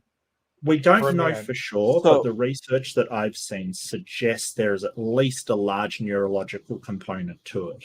That your brain has to be sort of hardwired, if you will. I hate using that term, but hardwired in a certain way for this to even happen. So, I'm not going to go digging through papers, but that's essentially what I've read. Well, but we don't know for sure. I'm not reject the papers. So I wanted to engage what you but they reject the papers. But let's go with this. There are still people today that are afraid to come out as gay to their family. There's still people afraid today to come out as lesbian. There's still people today afraid to come out as trans. So if you got a bunch of children who are like, fine, I'm gay, when they're really not, but they're trying to create like a social acceptance. It's like when we started reframing what atheism meant in the 90s to try to take away the social stigma of identifying as atheist, as instead of taking this, you just disbelieve in a God, which is sort of like, you're just denying what's real, dude. And to try to turn it toward like it's a lack of belief, opening the umbrella, which, like, I'm totally fine with that. It's destigmatizing it, the thing. So even if a person only lacks a belief, or they believe God doesn't exist, they're destigmatizing the term. So if some person, some kid, they have a friend it's like the person who shaves their head bald because their daughter is going into chemo and she's going to lose all her hair. So right? So if somebody like says, "Oh, I'm trans, I'm going to stand beside you," when they're really not, because their kids like just role playing, like, I don't have a problem with that. So we don't know. We just don't know. So I wanted to engage one thing quick about, Mark, what you had said. You were saying that going back about J.K. Rowling, I don't think that celebrities and famous people need to be saints. I take a pretty actually libertarian position. I think people are entitled to their opinions, and I'm going to tell you something that kind of makes me a little bit upset. All these holy rollers that come out and say, "I'm going to call you out and tell you about how immoral you are," and I'm like, "Excuse me, are you moral? Are immoral, you mean? Yeah, sure, immoral. Yeah, are you on the ethical? Are you on the ethical wavelength of ethical purity? It's like this purism test, and I'm like, why are we? This person has an opinion. She has her opinion about biological women. That's her opinion. But what happened was when these people came and they said, "Hey, how?" Because originally, what I was researching this, her position was she had supported this journalist, and the journalist was saying that trans women and biological or cis women are different, but it wasn't actually hostile towards trans women, the original article. So she basically platformed that position. So people got extremely offended. And my understanding is that JK then became extremely reactionary to that position, and it created this huge warfare. And I'm like, look, it's like, I totally think, I agree. Like, I am with you, Mark, that I think we should be ethical. I'm going to try to be ethical, but I'm not going to hold people to my standard. And I don't really care if famous people hold some ethical standard, because that's not what famous people's goal are. I don't see them as my moral standard of truth and justice, and I think that's the problem. We do an idolatry. We worship celebrities, we worship writers, we worship all of these different types of people and expect them to be the paragons of truth and justice. And I'm like, but they're not. They're a good fiction writer. That's it. Issa, I'm going to have to stop you there, mate, because I don't worship any of these people. It's pragmatic, because as much as I would like it that nobody had the reach these people have, that nobody sort of have the influence that they do have. But while they do, and they can be held accountable, I think that we do need to hold them accountable for what they say, because they have power. Like, I'm gonna quote Spider-Man, which is terrible, but with great power comes great responsibility, and how to use that power. And I think there is a truth there. Like, you can't just be given the power to sort of reach all of these people and use it unwisely or unethically.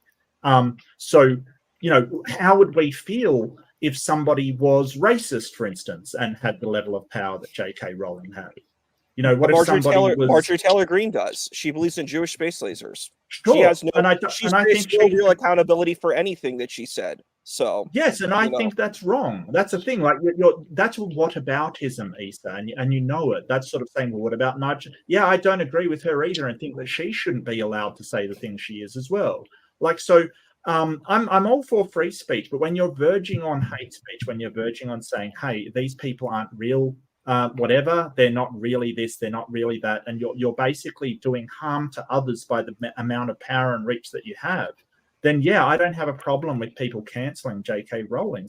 She did not support an issue that needs to be supported. I think that she sort of deserves everything she gets, quite frankly.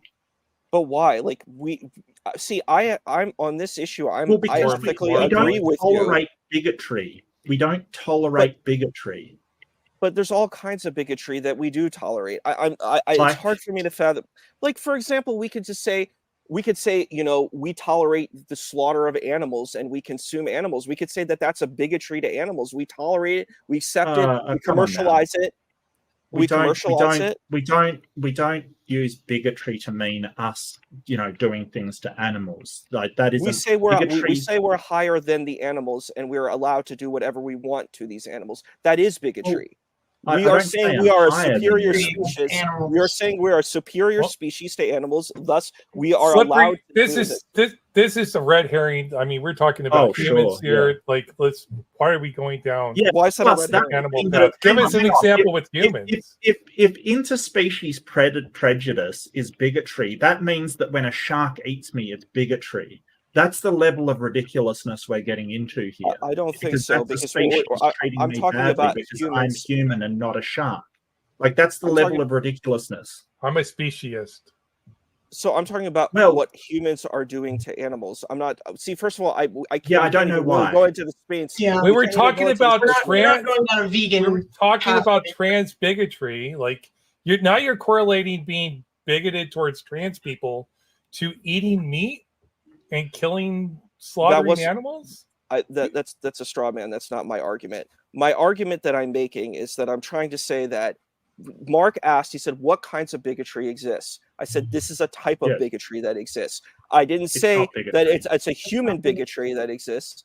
It's a form of bigotry that exists of what humans can do to other animals. So that I do think it's not, because bigotry is the treatment of humans towards another, like, based upon their race, culture, religion, all of these things. There's a series of criteria for bigotry. I mean, that's how you're defining it. Species is not one of them. Okay, that's not bigotry, because bigotry is judging a person. Like, so you would have to make the case that, animals are people and deserve such treatment under the law. Under your definition. That's not how I defined it. Clearly, I didn't define it the way that you defined it. That was your definition. I'm saying. So I don't know what you're talking about when you're saying bigotry. Bigotry is a discrimination against another being. So I'm including animals, humans, whatever. I'm not saying bigotry to me is not just humans. So that's you're bigoted towards vegetables then. I mean, I think that you're. It's an absurd argument. Like, we were talking about. Can you give us an example of how everybody's bigoted towards other humans? I think we're getting into absurd. Absolutely, we're getting into absurdity. 1 second before you continue. I need to go because it's almost 4 a.m. here. Jimmy, thank you so much for having me. Thank you to everyone else. Thanks, Max.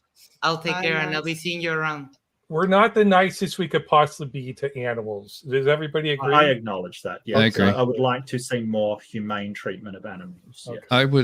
I would change my stance on animals if I thought an evolution process could start where we could communicate across the table, much like we are right now in this room. I think I don't think that would happen. I tend to think like maybe the great apes are people. I don't know. Like some toothed whales are people, like dolphins and porpoises. Maybe they're people.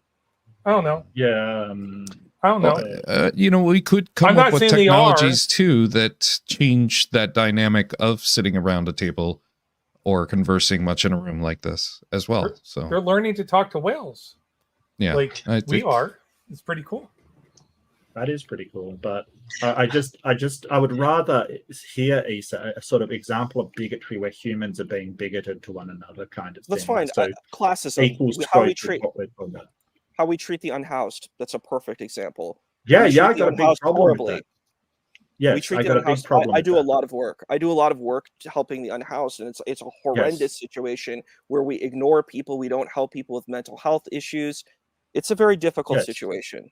So do you think if J.K. Rowling stood up and said, hey, the unhoused don't deserve to be, they're not really bad off, they don't deserve to be helped kind of thing, do you have a problem with that? I personally do. See, like I said, ethically, I'm with you. I just have an issue of saying I'm going to deplatform. My issue is not about the ethics. We actually agree on the ethics on this. Because I take a leftist approach myself on a lot of these things where I'm like, look, I'm actually doing a social work program right now, so this is something that's very important for me. But I definitely think we need to care about trans people. I definitely think we need to care about the rights of folks. But my issue is like, I don't really care about if these because I'm like, most politicians do the same thing. They say they deserved it. I hear so many politicians say, you know what, those unhoused people, they deserve it, and they're not deplatformed. They're fine. They're like, yeah, those politicians are right. We don't need to actually allocate resources to helping these people. You know what I mean? So that's my feeling. If you could deplatform the politicians by electing them out or whatever, would you? I probably would. Yeah. I mean, personally, I would do that. But those politicians, they're really relying on sort of a political mandate from people in order to have their platform. And unfortunately, the people are supporting them, even though they do say these terrible things. And you're right, they do. Absolutely. I'm not disagreeing with you on that at all. But the whole thing is that J.K. Rowling is she's a writer and an author and a spokesperson. So she kind of is in a different situation where she can be deplatformed by people just doing it on their own, especially her audience, which largely is pretty progressive. Yeah. So that progressive audience may not be able to do something about some Republican senator in Texas or something, but they sure as shit cannot buy a Harry Potter book. So really, we're really talking, that's where I get back to the pragmatics of it all. Really, we're talking about what can we do rather than if we can't stop this person, we should stop nobody. And I think that's where you're going wrong. You're sort of saying, hey, but all of these other people say awful things and we don't do anything about them. But it's more all of these other people say awful things and we can't do anything about them. We would love to be able to, but we can't. So really, it does come down to who can we do something about and what is that something we can do? And that's a good conversation to have. But sort of saying other people get away with it, I'm really sorry, Issa, that's just whataboutism. Well, there's a reason why I'm going there. I'm saying what I find, and this is my personal opinion, it's hypocrisy. It's not really whataboutism. I don't think these people are holding these people's feet to the fire. They don't make the same noise. See, the thing is, you're right. Maybe they don't have power to de-elect them. They don't actually have any real power to stop J.K. Rowling. She's a millionaire, or is she a billionaire now? Whatever they say, she's super wealthy. They're not going to stop her. She's still going to keep making money.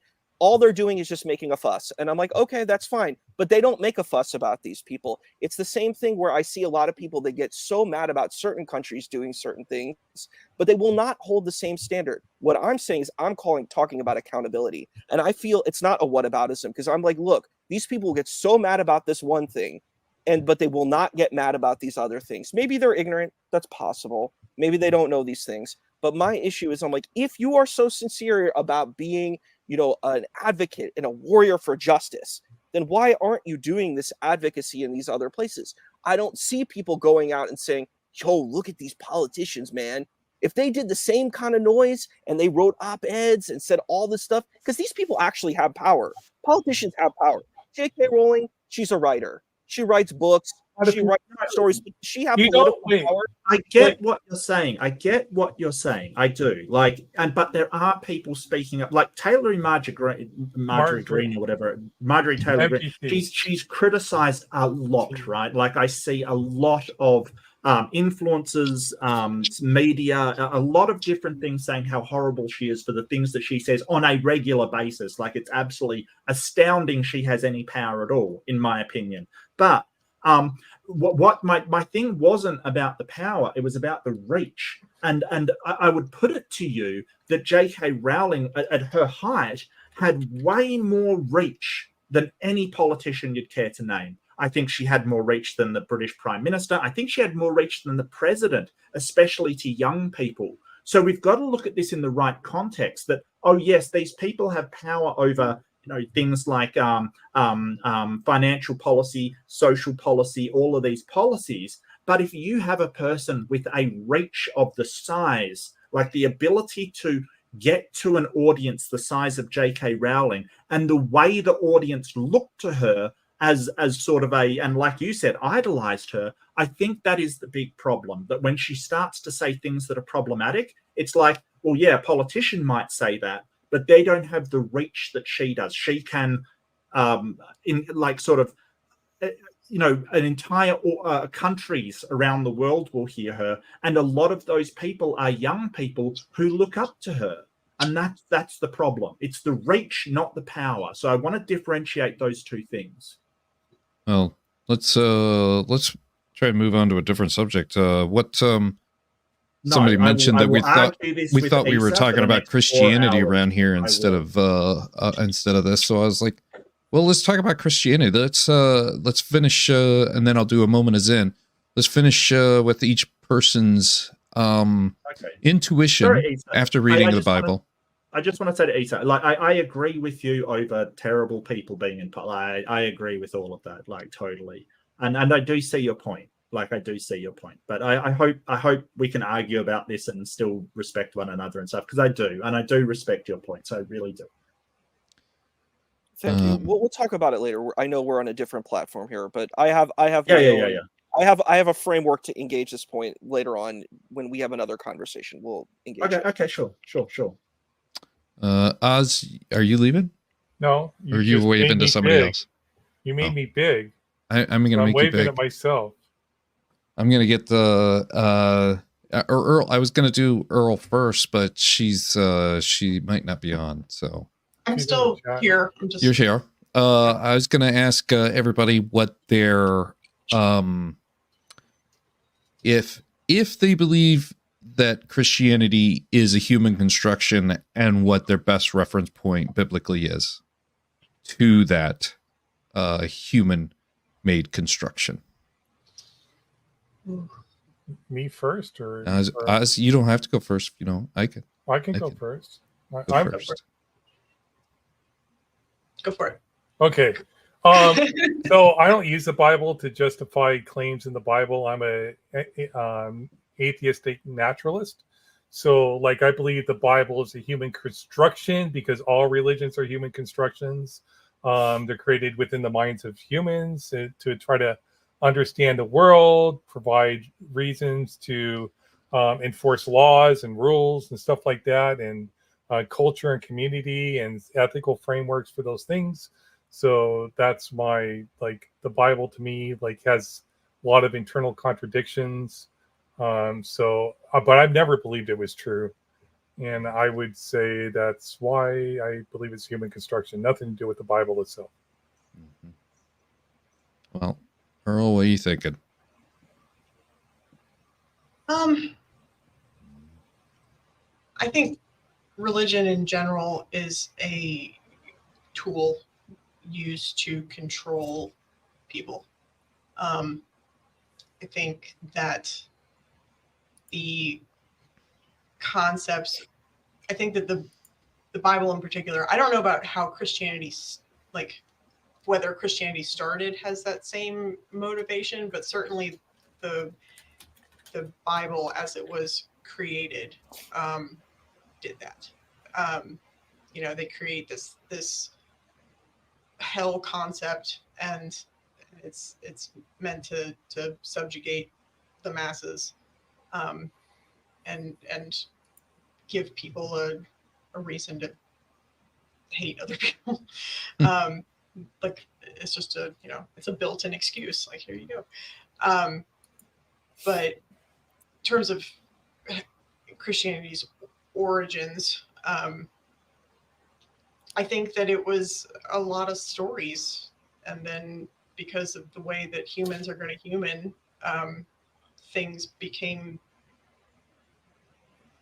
untruths that people honestly believed. I don't think that it was a bunch of lies. I think that it was a bunch of people that honestly thought this was true and wrote it down, but it's still not true. But that they honestly believed it. Yeah. Honestly. Yeah. They're just honestly mistaken. All right. Bald Men Unite. Mark, you got a moment of oh yeah, sure. Clarity on Yeah. So is the Bible a construct? I think in a way it is. I think there's some things in there that probably did reflect accurately sort of the way that people lived and the culture that they lived in and what they believed to be true. But I really push back against this idea that it is a history book, like it describes history. It's not. It's more it's more useful as a cultural insight into the people that lived during that time. There's a few reasons to sort of understand why this is, especially the formation of the Yahweh figure from older Canaanite religions. There used to be a pantheon, which Yahweh was just the son of El, the chief god, and there was his brother Baal and Asherah, the consort of El, and just a whole bunch of these gods. And understanding how Yahweh became the central fixture for this one Israelite religion is sort of a key to understanding how this book was constructed to sort of say, hey, it's the only God and my God is the greatest kind of thing. There's also a lot of other contextual clues from history, like the fact that the Canaanite pottery and arts didn't have any Egyptian influence on it, and the Egyptians didn't have any Canaanite influence on it. That the Egyptians did not enslave the Israelites for the time they claimed, and that the history of architecture and art and pottery and all of these things, we know that the Canaanites instead referenced older Canaanite cultures, or the Israelites rather referenced older Canaanite cultures. We can kind of understand that this book is sort of talking in metaphors and talking in certain ways that perhaps the Canaanites were vassals underneath the Egyptians, not their slaves. So it isn't describing actual history. It's describing a people's interpretation of how they felt and how they experienced life and what sort of things were important to them. So this question of and the title is Can God Lie? It's sort of shown that God is kind of deceptive all the way, not all the way through, but at certain points in the Bible. So I think he can be deceptive. Did he lie in Genesis? He appears to on a surface reading of it. There's a lot of apologetics around that he didn't. But that's why I think that the Bible is a social construct, or it's more a cultural construct of the people at the time, sort of something that is their cultural mind. A lot of the stuff like Psalms, for instance, a lot of it, the laments are things like, well, we cry for the fall of Israel and the first temple kind of thing. A lot of it is these kind of wishful thinkings rather than prophecies. They're kind of, we will one day go back and this will happen and you know, we will take these actions. So I really think it is it's an important book to understand the cultures of the near Middle East, but the actual religion isn't really historical at all, and it is just a social construct. Yeah. Mm-hmm. That's pretty good. Sorry, I was a little wordy. But you knew that had happened when you got me on. That's right. Who wants a wallflower? All right, I guess it's my go. It's your go. All right. So it's funny, Mark and I actually pretty much agree 100% on this. I think that Mark and I actually agreed on a lot of things. It's just we had a different kind of political thing on that thing, which is the funny issue on that. But I think that the way that we look at these texts, it's a spiritual narrative. It's not meant to be historical. It's not meant to be taken that way. But the problem is modern day people want to be taken that way because it gives them power. It empowers them to do so. There's a good chance if we look at the ancient Israelites, henotheism was a practice that probably was there. Henotheism means that there was multiple deities, but El was the highest god that needed to be followed. And this kind of form, like once we get towards the axial age, we get to this place of radical monotheism. But I definitely think that there's an evolutionary process that exists. We can see a lot of Babylonian tradition that's there. Like we see a lot of the imagery on the Ark of the Covenant, like the cherubim and the stuff. Like you see the epic battle between Marduk and what is it, like the Leviathan. It's like some great water serpent. I forget what the name is, but you see all of this stuff. I actually have no problem with this. A lot of people get really upset. They're like, no, this was like completely pure and unadulterated. And I'm like, no, all these cultures and spiritualities kind of fused within each other and kind of adapted from each other. And like Mark was saying, it's a cultural and I would say spiritual narrative that people had. And if you ask a lot of modern day Jews, a lot of them take that same position. Damn it. Yeah, I think I might be right. You have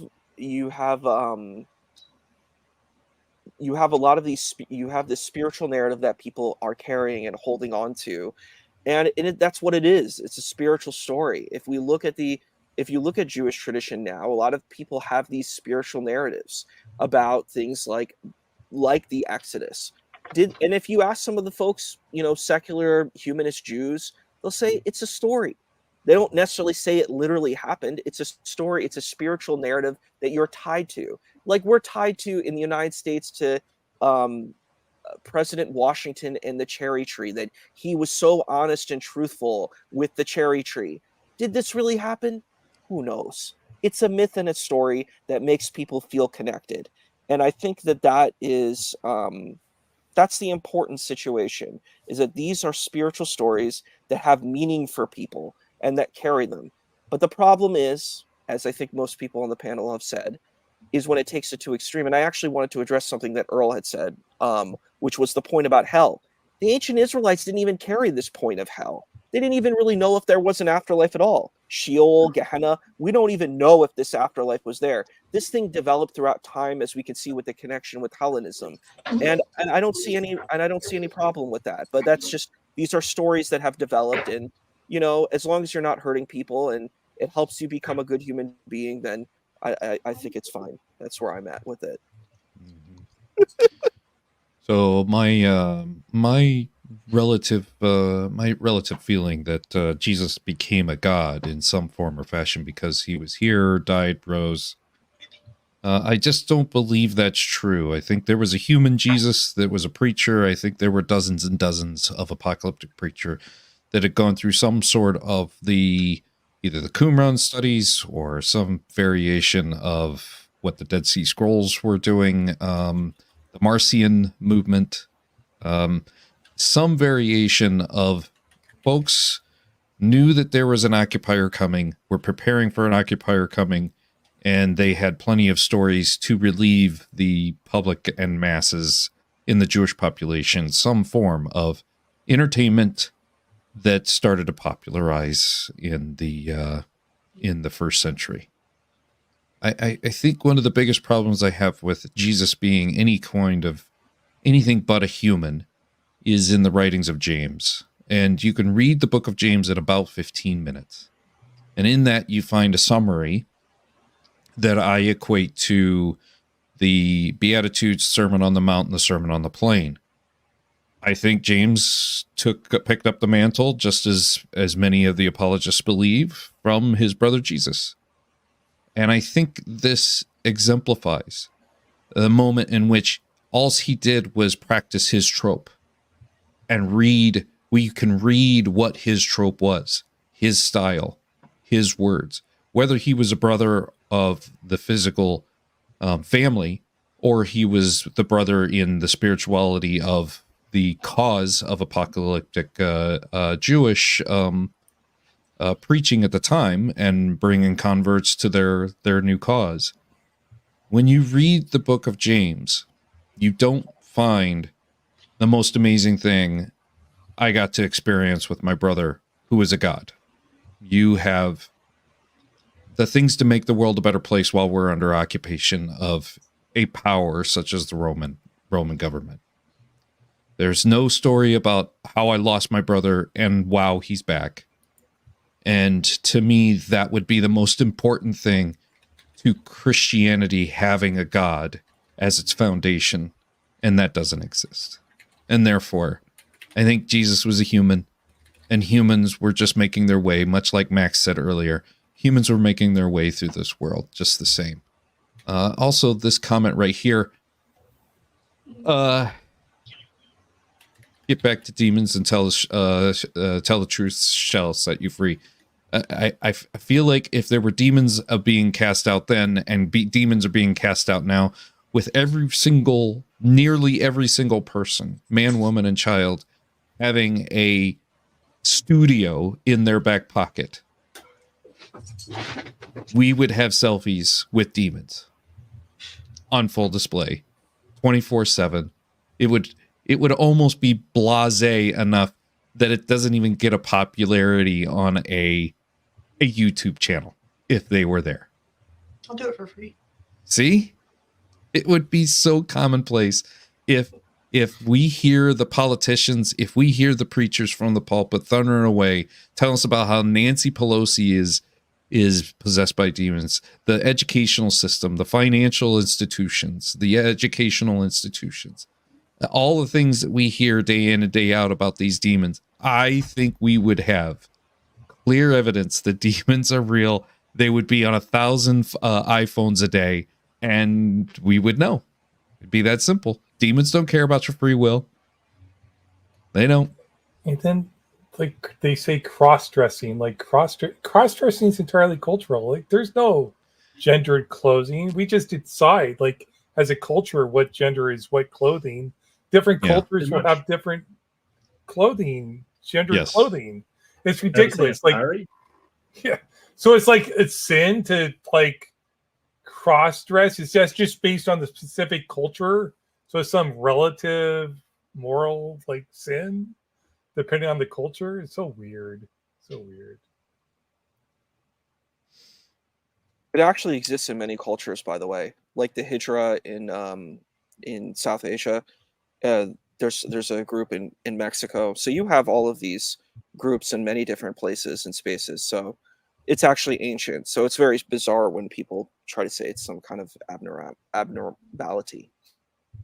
Well, it's not even that. Like people can like cross-dress just to role play, just to be like flamboyant without being gay, without being transgender. Like there's no sin in wearing a dress. There's nothing immoral about me wearing a dress.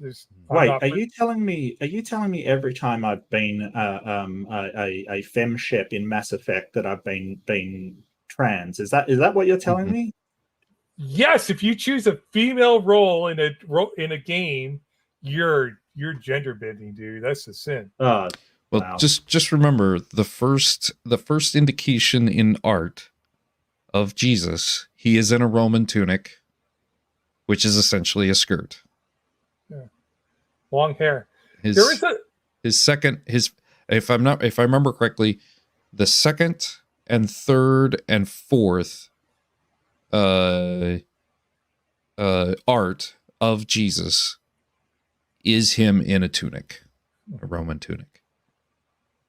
There is a Muslim cleric in Turkey, I believe. I just saw it on Twitter. So X, take it for what it is, who said that men who don't have beards are causing other men to sin because they look feminine, and it's causing them to be gay or to have impure thoughts if men don't grow beards. I'm sorry. What? Okay. Well, Oz, you are a handsome man. Thank you. I think you have a beard. You're not doing anything. You've got a beard. It's me that's to blame. So let me tell you a story, Oz. I was wearing a tank top on stream, and somebody comes on my stream and says that I was sinning it because I was like trying to make him gay. Oh boy, like, dude! Wow. If me showing my shoulders is making you have gay thoughts, just might be gay. I don't know what to say. Yeah, sounds like a them problem. It really does. And that's okay. I don't care. Yeah, they obviously do. We're sorry. I love how we just interrupt. Well, let's wrap the show up. It's gone just over 2 hours. Oz, thanks for doing a shout out to bring it over. This is definitely, without a doubt, the highest amount of live stream views that I've ever had. I think we were up just over 40 at one point, so that blows away anything I've ever had. So all the Reid raid and Matters Now raid raiders coming in, I appreciate it greatly. And I know I think we've got an audience with Issa's channel as well. Am I pronouncing that right? Is it Issa? Issa's right. You got it. Yeah. And so I think we're getting some views from there as well. So I appreciate all of you panel coming on. And I've got to close with a little food for thought that's literally disgusting, but I don't care. I just don't care. So thank you all for coming on. We're going to do a little food for thought. Then we're going to do a moment of Zen, and then we're outroed. So cheers all. Thank you for coming. So this is a representation of a galaxy that is just spinning around. And I just want to make the acknowledgement that I somewhat think that we are just nothing but a swirling cosmos of gas and poo and ignited poo. And then I'm just a small, tiny, tiny little piece on a floating rock that is swirling around in this apparently flushed cosmos. And I feel great, but in the scheme of things, the number of planets there are, in the number of galaxies there are, if I'm being told the truth about everything, it is a great deal of insignificance if we've just been flushed. So there is your poo for thought, folks. The poo particle. So, yes. Ever consider that the galaxies resemble a toilet flush? So, we are living on a rock that we fill with poo every day. And we just might be the shitheads that figuratively dwell on it. Huh. All right. Here's your moment of Zen. Come to the Metropolitan in New York City, one of the most prestigious museums in the entire world, to make a bunch of dick jokes? I did. I sure did. You see, it's thought that in ancient Greece, a large schlong was considered not to be part of male beauty standards. So little. But why? That's right. I'm utilizing my vast knowledge of history to make weenie jokes. You're this man, Hercules. You've just completed the 12 labors, and they erect a giant, hard statue of you. But do you know what's not giant? Your schlong, because that's not a sign of strength or beauty there. You did not want to have this. You wanted to have this. Too big? Is this too big? In times as these, big PPs were considered to be vulgar, against the cultural norm. Too big. You see that face there? That's what they thought about BDE. It's not the size of the boat, it's the motion of the ocean. That motto originates in this part of history. That's a lie. I actually just made that part up. I just assumed. The rest is true. Did I come to the It's been quite the weenie shrinker out there. I hope everybody stays warm. I want to give a big thank you to every single channel member who does so much to help me and the community have a fantastic time and keep producing more content. Thank you so much, everybody.